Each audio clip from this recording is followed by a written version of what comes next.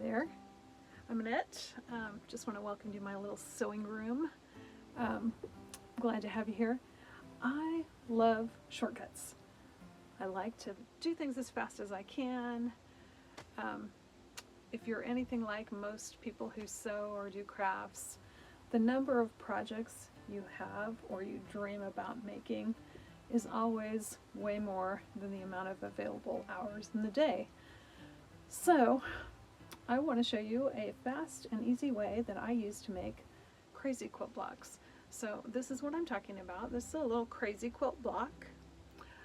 There are a lot of ways to make a crazy quilt block. I have foundation pieced them before.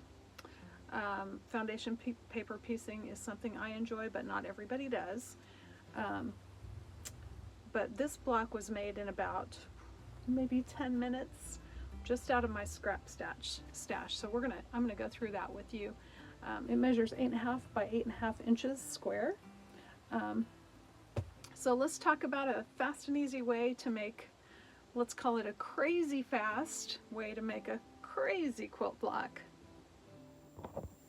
Well, this is a pretty exciting start to a crazy quilt block, right? This is newsprint paper. I buy these in a big package of 500 sheets, and they are really thin paper. It's the kind of paper that school kids used to draw on, or maybe the Red Chief tablets. It's really thin paper. This is great for sewing on.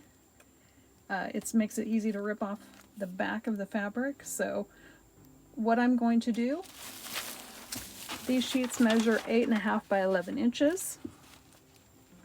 Since I want to make a square block, I could make a rectangle block, not a problem. It's just whatever you want to do, but in my case I'm making them 8.5 inch square, so I'm basically just kind of doing this and finding out where that line is. And I'm going to just draw myself a little imaginary line. It doesn't have to be exact, just so I can see where about where my 8.5 inches is going to end. And I'm not going to cut this paper apart at this time. I'm just going to start sewing on it. So this is my 8.5 inch block. And this part, if it doesn't get covered up, it's not a big deal. Other than that, I want this whole square here to be covered up with fabric. So let's get started. So I have a big pile of scraps. I just finished making a couple of grocery bag totes that I used a lot of. I used this 2.5 inch jelly roll for. So I have a lot of these scraps left. To start my block, what I want to have is a 5-sided shape. So I am going to find a big enough piece to cut a 5-sided shape out of, which could be this bird one, which I really like these birds. This would be big enough to get a starter shape for my 8.5 inch block. So I'll cut that out and I'll be right back. All right, here's my little 5-sided shape. I accidentally made it 6-sided, so I cut off one side to make it 5 sides. 6 sides would be okay too. Alright, so I've got my 5-sided shape here, and now I've got sort of straight edges. I just cut this out with my scissors, not a big deal. And I'm just going to take strips of fabric and find a side that matches. And make sure it's laying down the way I want. So I want it to be with these little wedges, peacock feathers come in the other way. And then I'm going to flip this over so right sides are together on this edge. And I'm just going to stitch approximately a 1/4 inch seam. It doesn't have to be exact as long as it's a straight line. And my sewing machine will make a nice straight line as long as I hold the fabric.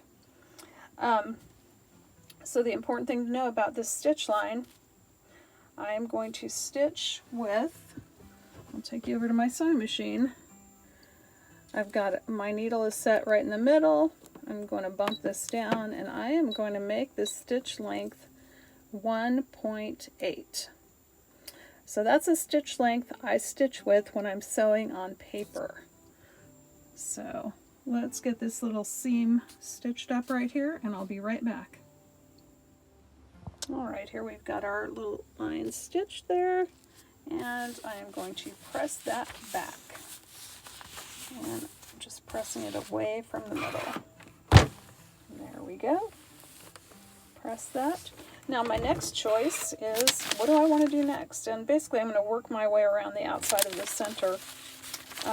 So maybe right here I could pick a fabric to go there. So let's see what I have here.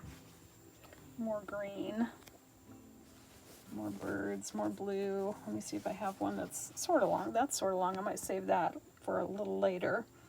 Oh, here's these cute dragonflies. Here's a short blue. Let's see, do I have a place for that? I could put that there or there. Normally I like to go around in order, but honestly it doesn't matter. You do whatever you want to do. Just keep attaching to the middle and working your way out.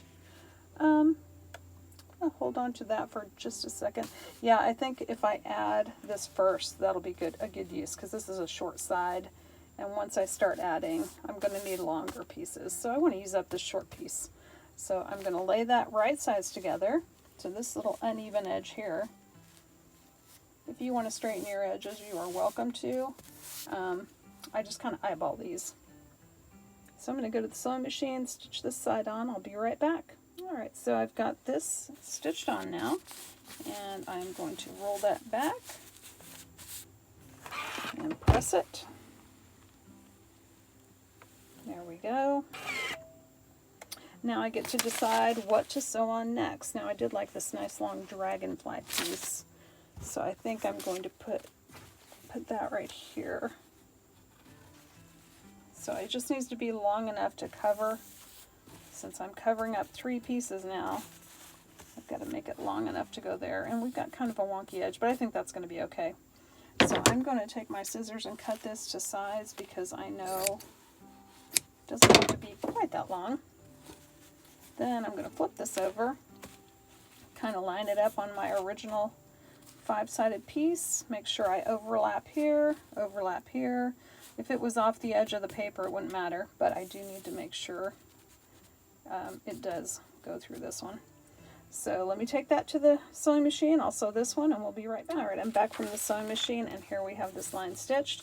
Now there's a little extra bulk here, so I'm going to pull this up just a little bit. That's where that stitch line is in the paper, and you can see with that 1.8 stitch length that tears really easily on this newsprint. Just do the same here. This guy I sewed all the way to the end, which I didn't need to do, but I'm just going to pull it up enough so I can take my scissors and kind of give it a trim. There we go. Just so I don't have quite as much bulk. If I wasn't holding the camera in my hand, I'd pick this up and trim it a little closer. Okay, so now that it's trimmed mostly, let's press that back. There we go. Okay, so I have a little tiny bit of paper there to cover. I need to do this side and this side next before I do anything else. I've got to get these two sides covered because that's my center spot. I think I'm going to take this light blue right here if it's long enough. Yeah, it looks like it does overlap these two sides, so it's long enough. I'm going to just set it right here, and I'm going to stitch right there. I'll be right back. Alright, magically I'm back, and this line is now stitched. I'm going to rip this up very gently. I don't want to tear my paper too much. I just want to tear it enough that I can trim this little green back a little bit with my scissors. And I'm doing this one-handed, so that's a little more difficult. But here we go. Clip. Now I can flip this back and press. So that was such a nice big piece. I don't even have to, I don't have any paper edges to cover over there. Okay, so now my only other inside edge of the original 5.5 sided figure is this one right here. So I think I will put, let like a green, but I don't know if I have a green that's long enough. Let me look and see here. This one is long enough. Haha, peacock feathers. That's awfully pretty. All right, do I have one where I can actually get the feather to show? Oh, that's nice. Look at that. Look at that peacock feather there. I love it. So, as I'm dragging this out here, I want to make sure, and I'm going to just trim this guy here, just because I want to keep an eye on where the edge of my paper is. There we go. So when I lay this here, I want to make sure that's going to go all the way off the edge of the paper. Otherwise, I'm going to have to sew another piece on. So this looks good. And actually, if I go off program and angle this, I will cover up this little spot. See, if I follow this line exactly, I'm going to have this little piece to cover up. So what I'm going to do is I'm just going to turn this way and do it like that and cover up that little spot. So I'm going to flip this over here, make sure that's covering up that little spot right there. So my seam allowance is going to be here. Just sew right on down, and it's going to go off the paper, and my peacock feather is going to show, which is what I'm looking for. I really want that peacock feather to show. Okay, so I'm going to take that to the sewing machine, sew, clip, flip, iron, and we'll see what we've got. All right, I've got that stitched down. I need to trim this bulk. There's not a lot here, just this, and this little guy right there. So I'm going to take my one-handed scissor magic, clip that off, clip, clip, clip. Hope you enjoy my clip sound effects. Okay, it must be the grandma in me. All right, let's see what this looks like. I'm just excited about this peacock feather. Oh, that's so pretty. I love that. Okay, I'm going to press this down. Isn't it fun making pretty things? I just love pretty things. All right, so what have I got left now? Here's my orange line. That shows me about where 8.5 inches is going to be. I'm definitely going to need something here, and something here. So 1, 2, 3 more pieces ought to do it. This one needs to be a little long. This would probably be a good place for that bright blue. Yeah, that will look good right there. So I am just going to lay this down right sides together and figure it out. I've got to make sure this is going off the paper. I don't want to have to fill in another piece. I want to make sure there's no paper in there for my seam allowance. I don't want to have exposed paper, so that's going off the edge. That's good. This is good. And it's going all the way past this orange line, so I know my 8.5 inches is good. I'm just going to pull it this way just a little bit, just to make sure. All right, I'm going to go magically sew this, and I'll be right back. All right, I am back from the sewing machine. I'm going to gently tear this up and carefully, one-handedly, trim that. Now, if you were using two hands, you could actually, this will fold really nice on this sew line. You could actually just fold that back, use your scissors to cut it, or if you want to be perfect or have very, very neat seams and all that, you could actually fold this back, lay it down on your cutting mat, and trim it with a ruler if you wanted it to be really straight. But for these quilt blocks, I am not too worried about that. I think that's pretty close. So let's get this pressed back. That's pretty too. Look at all these pretty fabrics. I might have to buy another jelly roll of this because it's so pretty. If I can remember what it is. Something with peacocks. All right, need 2 more pieces. Need a little one here and a little one over here. And the beauty of my speed method is I am going to, since these two are on opposite sides and they're not intersecting, I'm going to do these both at the same time. So let's figure out what I want. That's kind of a light, that's a green, so I definitely don't want to use those again on that side. Let's see what I've got. I've got a light dragonfly fabric, so that might work there. Although if I did it with this, I would actually get the dragonfly in there. So let's try this. Ooh, that if I actually sew this down a little bit farther, but then I'll cover up my peacock. Oh, I don't want that. Well, I'm just going to go with it with this dragonfly edge.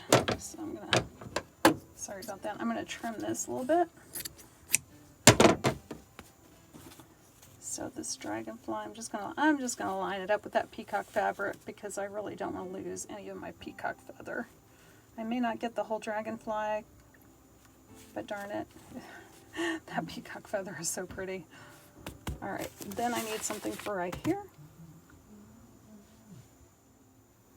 All right, let's see what we've got over here. I like that, but I don't have enough of that unless there's another piece down below here. Oh, here's something. Nope, that's not long enough. What about this? Have I used this yet? I did use it, but... look at that. That might be enough. Let me cut off this little... I used this on another block, so there's a little snip there. Alright, so that's going to work right there. Alright, I'm going to go to the machine, sew this one, I'll be right back. Okay, I got those two pieces sewed on, and there's nothing to trim because those were straight edges already. We're pretty close to straight. So let's press these back. Oh, look at the cute dragonfly. Alright, press that back, and I'm just going to press this one back. We lost a little bit of that dragonfly, that's okay.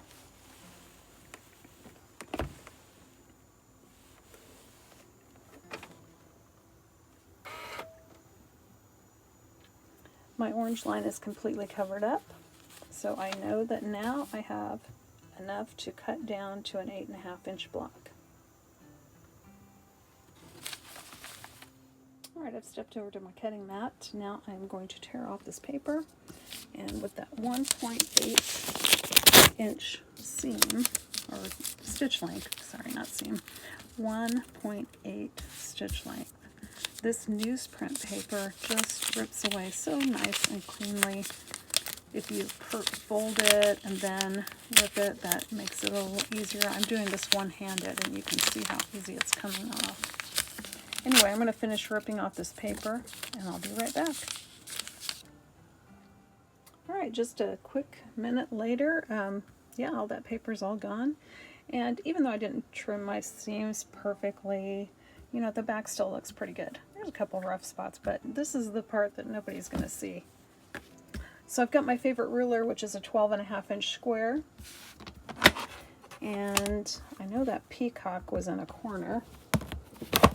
Sorry about that. I am going to see if I can get any of that dragonfly in here. So, and of course when I sew this with another block, there will be a 1/4 inch seam allowance, so I'm trying to see if that dragonfly will fit inside there. So let's go over and check. Do we have 8.5 this way? Yes. Now if we go down, do we have 8.5 this way? We are going down, down, down to here, and that is 9 inches. So we do have this 8.5 inch. 8.5 inch, 8.5 inch. Now the question is, do I have any trim space here? I may have to nudge this over just a little bit. There it is. Okay. So it looks like I am going to be able to get this dragonfly on my block. Hooray! Alright, so I'm just going to, I don't want to trim this one-handed, so I'm going to trim it two-handed. I'm going to trim a block. I'm going to trim this side, then this side, and I'll be right back. Okay, so I trimmed off those two sides with my rotary cutter. And now I'm going to flip this guy totally around. And now all I have to do is line up, make sure my 1 and my 1 are up here. And I'm looking for 8.5 and 8.5. Where they meet together is right here. And that little place right there is what I want to have on my corner. I want to make sure 8.5 is here. And I want to make sure 8.5 is up here. And yep, I'm going to make it all the way around. I'm going to trim off these other two sides. Be right back. And here is our finished crazy quilt block. And I just love it. I love these fabrics, but what I love the most is how easy and quick these blocks are to make. You get a few of these together. You could put sashing on them and separate them. You could just sew them together as they are. It's, you know, your imagination is the limit. The sky's the limit. It's just whatever you can imagine. Thanks for coming along with me today to stitch a crazy quilt block in a crazy fast way. As always, have a great day, and I hope to see you next time.